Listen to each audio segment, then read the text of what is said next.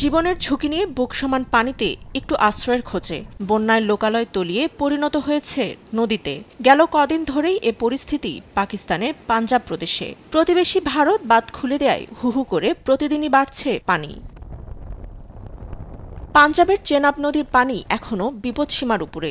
রাভি নদীর পানি আরও বাড়বে বলে সতর্ক করেছে দুর্যোগ ব্যবস্থাপনা কর্তৃপক্ষ। অপরিবর্তিত সুলতেজ নদীর পানিও জারি রয়েছে উচ্চ বন্যা সতর্কতা।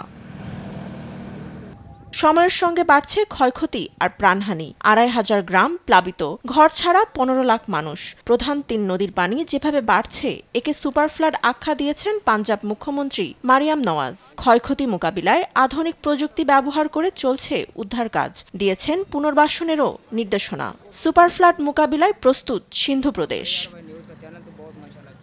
অতি বর্ষণে লাহোর শহর নতুন করে প্লাবিত। ৪ দশকে এমন বন্যার কবলে পাকিস্তানের এ দ্বিতীয় বৃহত্তম শহর। ক্ষতিপূরণের দাবি জানিয়েছেন স্থানীয়রাও। অন্যদিকে খাইবার পাখতুনখাওয়া ও গিলগিট বালিস্তানে হিমবাহ গলে পরিস্থিতি অবনতির সতর্কতা জারি করেছে আবহাওয়া বিভাগ। অবশ্য আশার খবর হলো পানি নামতে শুরু করেছে গুজরাট ও শিলকোটে। ফাতেমা তাসনিম, নিউজ ডেস্ক, দেশ টিভি।